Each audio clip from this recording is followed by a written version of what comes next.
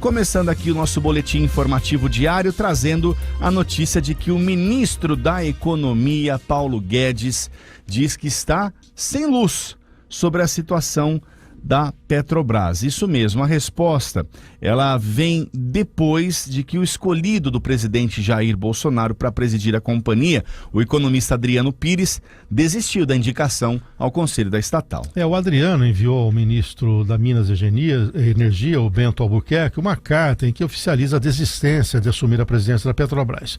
No documento, o Pires agradece a indicação e reafirma o compromisso de continuar na luta pelo desenvolvimento do mercado de óleo e gás, mas diz também que não poderia conciliar o cargo com as atividades de consultoria que já desempenha atualmente para empresas do setor. Olha, segundo fontes, Pires achou que daria simplesmente para passar para o filho, o que não é permitido, pelas regras da governança da estatal. E com esse impedimento, ele decidiu então abrir mão do comando da Petrobras. O Paulo Guedes disse que não estava sabendo, eu não sei disso, eu estou desinformado. Afirmou quando deixava o hotel na zona sul do Rio de Janeiro, após um almoço com Bolsonaro, autoridades e empresários. E questionado sobre o presidente ter recebido a informação da desistência de Adriano Pires, o ministro afirmou: "Não sei, não conversei isso com ele." Guedes ainda disse que a troca na estatal não era assunto dele.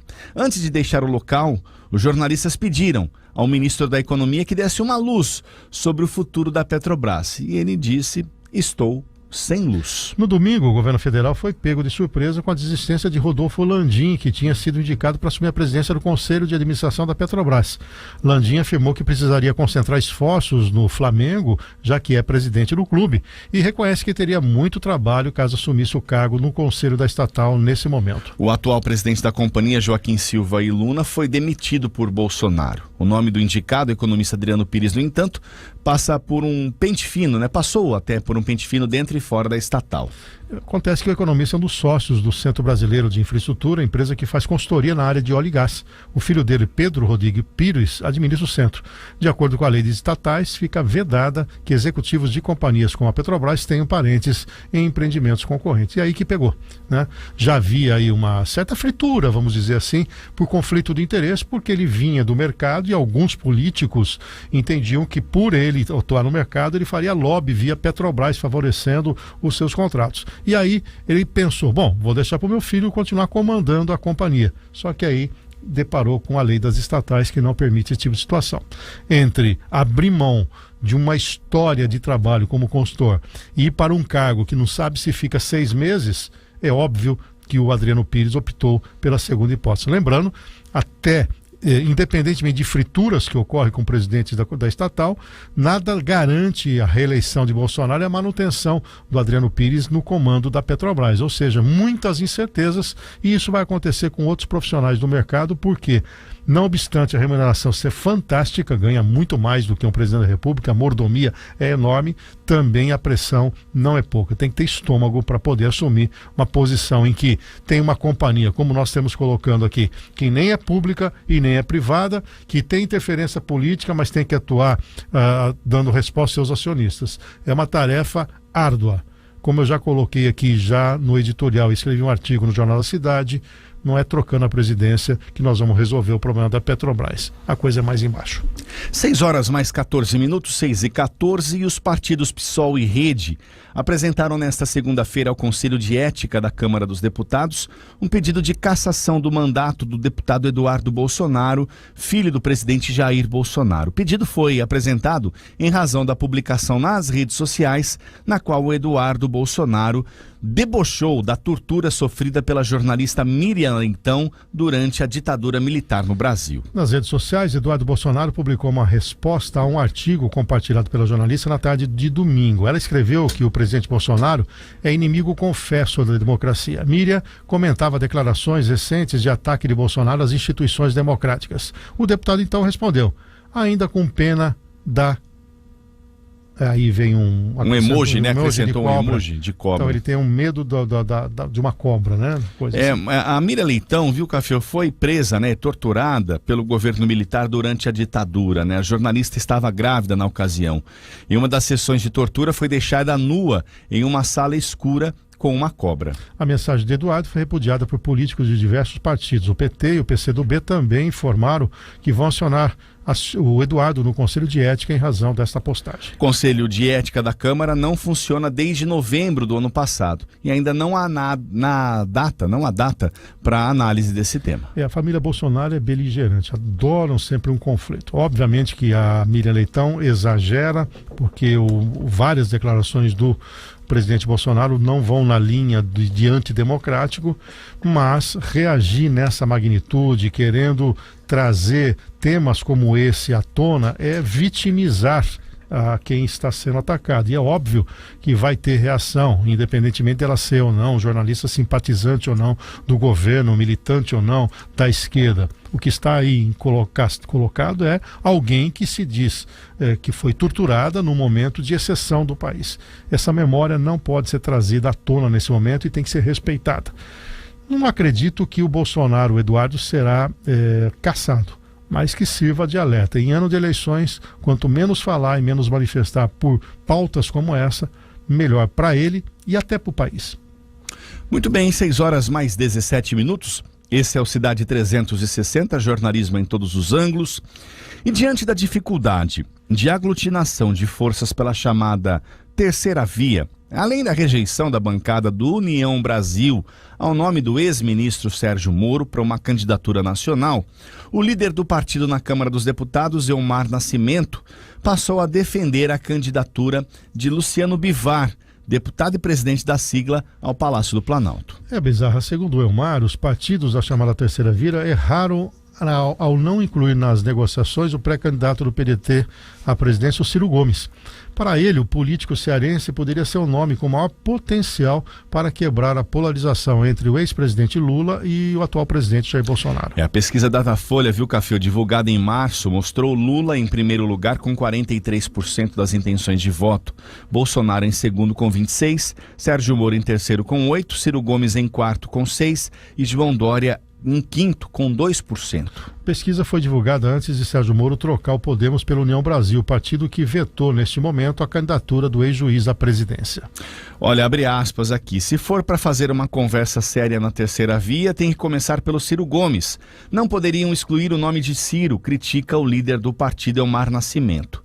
Diante disso, o líder da bancada diz que vai trabalhar pela candidatura própria de Luciano Bivar. O Dória não terá apoio nacional do PSDB e o resultado será a divisão do partido. E Simone Tebet não tem unidade do MDB. Temos que apostar num projeto próprio para fortalecer a União Brasil, diz o líder. O que contradiz um pouquinho, Bizarra, aquilo que a União Brasil falou por Sérgio Moro. Olha, inclusive pelo próprio ACM Neto. Nós queremos ter liberdade, nós não vamos apoiar nenhum candidato à presidência para a gente ter liberdade em cada estado, E aí fazem as composições. Lembrando que União Brasil é o resultado do PSL confundindo com o DEM. Então você tem muito cacique aí, tem muitos interesses e são divergentes e diferentes em cada estado do Brasil. Então ter um candidato único faz com que todos tenham que trabalhar em torno desse nome, que era exatamente a limitação que foi imposta para que o Moro fosse o candidato. Então é uma contradição aqui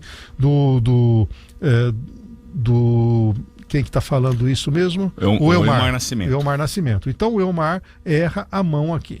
Em relação ao Ciro Gomes, o grande problema de adotar o Ciro Gomes como terceira via é que ele não é uma terceira via. Ele é uma via à esquerda, quase que um substituto de Lula, não obstante ele começar a criticar o Lula agora, mas para ter votos, Então, o Ciro Gomes nunca se apresentou como alguém de centro-direita, ele nem centro-esquerda, ele é mais tendencioso à esquerda. Então, seria difícil imaginar uma terceira via em que o Ciro Gomes fizesse parte. Partidos como o PSDB, no caso o Dória, o Moro, eventualmente um ou outro candidato ali, a Simone Tebet, esse sim, de alguma forma tem alguma semelhança, mas o Ciro Gomes destoa muito, ele vai ter que trilhar um caminho solo e pode ser uma terceira opção, mas que não passa desses 6, 7% aí. Se você olhar o histórico das eleições de Ciro Gomes para o Brasil, para a candidatura à sucessão para presidente, ele está sempre ali, 8, 9, às vezes ele bate 10%, mas esse é o máximo que ele consegue. Está difícil encontrar essa terceira opção, na minha visão, já se configura aí uma polarização. Essa pesquisa do Datafolha está ainda atrasada, a mais recente aponta a aproximação de 2 pontos percentuais entre Lula e o presidente Bolsonaro. Inclusive, no estado de São Paulo, o Bolsonaro tem aí quase que 32-31 em relação a Lula. As coisas estão mudando, e tanto que o PT já sacou isso e tem tirado aí o discurso de já ganhou, começou a ter aquela coisa da sandália da humildade, porque a curva do Lula é descendente e do Bolsonaro é ascendente. 6 horas mais 21 minutos, 6h21. Vamos falar então da corrida eleitoral. O ex-presidente pré-candidato do PT para a presidência da República, o Lula, afirmou que pretende tirar quase 8 mil militares que ocupam cargos comissionados caso seja eleito em Café no Pleito de outubro deste ano. A afirmação foi feita pelo petista na quarta-feira, durante um encontro na sede da CUT. Ao elencar dificuldades que encontrará caso seja eleito para substituir Bolsonaro na presidência, Lula falou sobre os militares e seus planos para o grupo. Nós vamos ter que começar o governo sabendo que vamos ter que tirar quase 8 mil militares que estão em cargos de pessoas que não prestaram concurso. Vamos ter que tirar. Isso não pode ser motivo de bravata, tem que ser motivo de construção, porque se a gente fizer bravata, pode não fazer, afirmou o petista. Em outro momento, Lula disse prever uma eleição complicada. Não sei se vai ser fácil, não é uma guerra que está ganha, é uma guerra que a gente pode ganhar, disse o petista, que também demonstrou estar otimista. Mas aí já é uma mudança, né? Porque antes vamos levar de lavada, já ganhamos, agora as pesquisas, eles já sabem disso, mostram outra tendência. O que chama atenção é que o PT, ao longo do tempo, não colocou os militares no governo, mas colocou os colegas, os cupinchas, os sindicalistas, a turminha que usa dinheiro dos sindicatos para congressos e convenções internacionais, militância política, fazer cabeça e ser cabo eleitoral em tempo de eleição. Prefiro ficar com os 8 mil militares. 6h22, já o Partido Liberal, que é a legenda do presidente Jair Bolsonaro, é agora a maior bancada da Assembleia Legislativa de São Paulo. Antes do final da janela partidária, encerrada no dia 2 de abril, o partido tinha 6 parlamentares do PL na casa e passou a ter então 19 cadeiras. Dos 13 novos integrantes da legenda, 9 eram do PSL, o antigo partido do presidente. A segunda maior bancada da Alesp ficou sendo o PSDB, que inclusive superou o PT em número de parlamentares. O partido recebeu 5 novos membros, totalizando 13 tucanos na Assembleia. O partido que teve a maior debandada de parlamentares em São Paulo foi a União Brasil, fusão do PSL com o DEM. Quando os dois partidos se juntaram, eram ao todo 22 deputados estaduais e agora perdeu 17 deles. Dos 94 deputados estaduais de São Paulo, 43 mudaram de partido e 46% membros da Assembleia Legislativa de São Paulo. Mas para ficar claro, da Bizarra, para a nossa audiência, que não tem fidelidade partidária alguma, não tem ideologia, não defendo ideologia nenhuma. Eu sou oportunista. Aquele que me abrigar, aquilo que eu tiver mais chance de ser eleito é o que eu vou colocar. Segundo aspecto, é estranho, né, que aqueles que gostam do Bolsonaro como candidato, né, e olham para quadro eleitoral, fala, puxa vida, o Bolsonaro desidratou. Aí, na hora que faz a janela partidária, em nível nacional, os partidos apoiados pelo Bolsonaro são aqueles que mais receberam deputados. Mas peraí, eu não quero ficar com ele porque ele é ruim, mas eu tô com ele, né? E aí o PT, que é a bola da vez, que se diz aí à frente de tudo, que o Lula é o maior líder, perde. Não dá para entender. Será que o político está fazendo uma leitura errada? Ou as informações já apontam que realmente houve uma mudança aí no cenário?